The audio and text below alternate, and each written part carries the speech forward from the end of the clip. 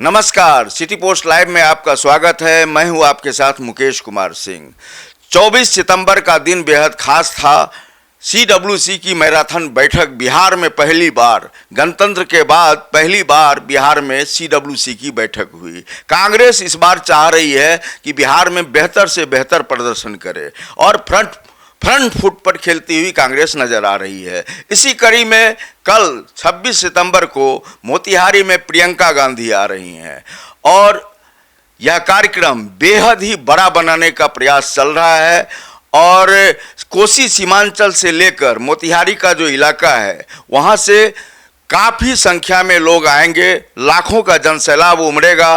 तो पूरी ये जो रैली है इसको लेकर के तैयारी कैसी चल रही है, कैंप किए हुए हैं। अखिलेश प्रसाद सिंह वहाँ पर पूर्व प्रदेश अध्यक्ष हैं बिहार के और राज्यसभा के सांसद। हमारे साथ हाउस के चीफ एडिटर श्रीकांत प्रत्युष हैं। श्रीकांत जी, बहुत बड़ी रैली है ये, हर घर अधिकार रैली नाम दिया है। पहले तो कल सीडब्ल्यूसी की बैठक बिहार में, कांग्रेस मैराथन बैठक करी, उसके बाद एक और कार्यक्रम था, वहाँ बड़े बड़े नेता गए और कल देखिए प्रियंका गांधी का दौरा। ये तो लग रहा है कि कांग्रेस अब किसी भी सूरत में कहीं से कहीं तक जा सकती है चुनाव में कांग्रेस को मजबूत करने के लिए। बिल्कुल, क्यों नहीं करेगी। कांग्रेस पार्टी जोर शोर से लगी हुई है और पिछले 6 महीने से लगी हुई है। पूरे संगठन में बदलाव कर दिया, प्रदेश अध्यक्ष बदल दिया, प्रभारी बदल दिया और 200 से ज़्यादा कांग्रेस पार्टी के नेता हर विधानसभा क्षेत्र में घूम रहे हैं 5 महीने से कि कौन उम्मीदवार हो सकता है, कौन चुनाव जीत सकता है, क्या चुनाव का मुद्दा हो सकता है। तो फिर तैयारी तो जितनी कांग्रेस कर सकती है उतनी कर रही है। इससे ज़्यादा तैयारी कोई चुनाव के लिए क्या करेगा। राहुल गांधी शायद ही किसी प्रदेश में 15 दिन रहे हों। 15 दिन उन्होंने यहाँ पर यात्रा की और यात्रा को ज़बरदस्त रिस्पांस भी मिला है। तो कांग्रेसियों का हौसला बुलंद है और यात्रा के तुरंत बाद सीडब्ल्यूसी की बैठक होना, वो भी 48 साल बाद, मुझे लगता है 88 साल बाद, मतलब आज़ादी के पहले कभी हुआ था सीडब्ल्यूसी की बैठक हुई थी, उसके बाद कभी नहीं हुई। तो पहली बार सीडब्ल्यूसी की बैठक पटना में आयोजित होना, राहुल गांधी का 15 दिन यात्रा करना और सीडब्ल्यूसी की बैठक के एक दिन बाद मोतिहारी में प्रियंका गांधी की रैली, ये मामूली बात थोड़े है।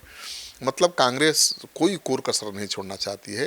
कांग्रेस अपने खोए हुए जनाधार को किसी कीमत पर वापस पाना चाहती है और प्रियंका गांधी अगर मोतिहारी आ रही हैं तो उसके पीछे खास मकसद भी है, क्योंकि वो मिथिलांचल का इलाका है। मिथिलांचल में पहले कांग्रेस की तूती बोलती थी एक ज़माने में और तमाम कांग्रेस के बड़े बड़े नेता मिथिलांचल से ही आए हैं। एक तो आप समझ जाइए कि कहा जाता था मिथिलांचल के एक इलाके को कि मुख्यमंत्री का इलाका है, मान मुख्यमंत्री ही वहाँ पैदा होते हैं। तो उस मिथिलांचल में गए थे राहुल गांधी यात्रा के दौरान, तो बहुत पॉजिटिव रिस्पांस मिला था। प्रियंका गांधी भी उनके साथ थी और अब प्रियंका गांधी रैली करने जा रही हैं। मतलब अपने खोए हुए जनाधार को वापस पाने के लिए कांग्रेस एड़ी चुट्टी का जोर लगा रही है। तो श्रीकांत जी, जाहिर सी बात है कि कांग्रेस इस बार जो है चाह रही है कि सारा नफ़ा नुकसान को देख करके वो कार्यक्रम तय कर रही है और लग भी रहा है इस बार बिहार में कि कांग्रेस दमखम के साथ है। 40 साल में हमें तो कभी नहीं लगा था कि कांग्रेस इस तरीके से चुनाव लड़ी हो और सदाकत आश्रम में तो ऐसा लगता था कि कोई दिया जलाने वाला नहीं है। इस बार तो एकदम पूरी हरियाली है। तो ये ताल ठोक करके कांग्रेस इस बार अगले पाँव पर खेल रही है, फ्रंट फुट पर खेल रही है कांग्रेस और राहुल गांधी लग रहा है कि थर्ड फ्रंट का यहाँ पर नेतृत्व करते नज़र आ रहे हैं। यहाँ महागठबंधन का स्टीयरिंग सीट पर वो बैठे हुए नज़र आ रहे हैं। वैसे तो कोऑर्डिनेशन कमेटी के चेयरमैन तेजस्वी यादव हैं, सबसे बड़े दल के नेता हैं, लेकिन फिर भी उनको मुख्यमंत्री का चेहरा अभी घोषित करने को कांग्रेस तैयार नहीं है। जो कांग्रेस लालू जी के इशारे पर चलती थी, जो लालू जी देते थे वो सहज और स्वीकार कर लेती थी। अब वो कांग्रेस अपनी शर्तों पर काम कर रही है और अपने को मजबूत करने में जुटी है और तेजस्वी यादव जिस बड़े दल के नेता हैं, सबसे बड़े दल के नेता, और उनको मुख्यमंत्री के चेहरा घोषित करने से आनाकानी कर रही है। तो आप सोच सकते हैं कि कांग्रेस की महत्वाकांक्षा कितनी बड़ी है। एक बड़ा सवाल है हमारे मन में है ये कि नीतीश कुमार का अगर कोर वोटर कहें तो महिलाओं को भी आप नहीं भुला सकते हैं। महिलाओं की बड़ी तादाद है जो नीतीश कुमार के साथ है और कल देखिए प्रियंका गांधी आ रही हैं और कल ही महिलाओं के खाते में जो है जाना है 10,000 रुपया, तो इसको किस तरीके से ले रहे हैं? महिलाओं की अहम भूमिका रही है, पूरे देश में रही है और बिहार में कुछ ज़्यादा ही रही है। बिहार के आप चुनाव के वोटिंग का पैटर्न को आप समझेंगे तो पता चलेगा कि पुरुषों से ज़्यादा महिलाओं ने वोट किए हैं। तो महिलाएं तो वोट में बहुत बढ़ चढ़ कर हिस्सा लेती हैं और जिसका साथ देंगी वही जीतेगा, उसी की सरकार बनेगी। नीतीश कुमार अगर 20 साल से सत्ता पर काबिज हैं तो इसके पीछे महिलाओं का समर्थन ही है। तो उस महिला वोट बैंक में सेंधमारी की कोशिश जारी है। तेजस्वी यादव ने माई बहन सम्मान योजना का ऐलान किया कि हर महिला को 2,500 रुपया देंगे। फिर कांग्रेस पार्टी ने महिलाओं को लेकर कितने बड़े बड़े ऐलान किए, आपने देखा ही। फिर प्रियंका गांधी को आगे कर रही है कांग्रेस। तो महिला वोट बैंक में सेंधमारी की कोशिश के तहत ही प्रियंका गांधी को बिहार लाया जा रहा है और प्रियंका गांधी जहां जा रही है महिलाएं आकर्षित भी हो रही हैं और लग रहा है कि फिर से कांग्रेस से जुड़ जाएंगी महिलाएं। जुड़ेंगी तभी चुनौती बढ़ेगी एनडीए की। तो कोशिश तो कांग्रेस कर रही है और कांग्रेस का फोकस है पिछड़ा, अति पिछड़ा, दलित, मुस्लिम वोट बैंक। और वो अपने अगड़े समाज, अगड़ी जाति के लोगों का जो समर्थन हमेशा कांग्रेस को मिलता रहा है और अभी भी कुछ खास हद तक है, उसको भी खोना नहीं चाहती है कांग्रेस। इसलिए राहुल गांधी अगड़ी जातियों का भी ध्यान रखते हुए नज़र आ रहे हैं, लेकिन जोर ज़्यादा देते नज़र आ रहे हैं अति पिछड़ा पर, दलित पर, क्योंकि अति पिछड़ा ही निर्णायक भूमिका में है। श्रीकांत जी, ये कल दस्तावेज जारी किया गया, उसमें 10 पॉइंट्स जो हैं वो तो तमाम अति पिछड़ा, SC ST के लिए ही है। हाँ बिल्कुल, मैनिफेस्टो जारी किया गया अति पिछड़ा समाज को फोकस करके, जिसमें 10 वादे किए गए हैं और सब वादे बड़े बड़े वादे हैं भाई, क्या नहीं है। शिक्षा से लेकर रोजगार, सरकारी टेंडर, स्कूल में आरक्षण, पढ़ाई में आरक्षण, ठीक है ना, टेंडर ठेका लेने में आरक्षण। तो 10 रिहायशी इलाके में 3 डेसिमिल जमीन, शहरों में घर बनाने के लिए 3 डेसिमिल जमीन, तो 10 घोषणाएं हुई हैं, वो बहुत लोक लुभावन हैं।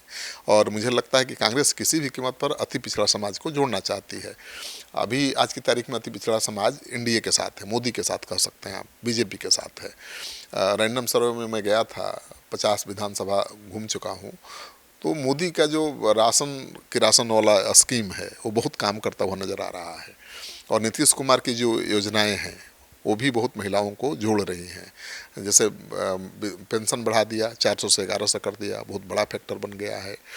हर परिवार की एक महिला को 10,000 रुपया रोजगार के लिए देना शुरू कर दिया है। ये कल ही जाएगा खाते में। बिल्कुल, तो इसका बहुत बड़ा असर है। 125 यूनिट बिजली माफ़ कर दी, आंगनबाड़ी सेविकाओं का वेतन बढ़ा दिया, क्या क्या नहीं किया। मुझे लगता है कि 15-20 बड़ी बड़ी घोषणाएं नीतीश कुमार ने धनादन की है चुनाव के पहले और उसका असर ग्राउंड पे ये दिख रहा है कि नीतीश कुमार 20 साल से सत्ता में है, लेकिन कोई नाराज़गी उनको लेकर नहीं है, कोई आक्रोश नहीं है। होता है ना कि 15-20 साल कोई सत्ता में रह जाए तो आक्रोश ऐसे ही हो जाता है, लोग बदलाव चाहते हैं, लेकिन अभी भी लोग कह रहे हैं कि नहीं भाई नीतीश कुमार ठीक है।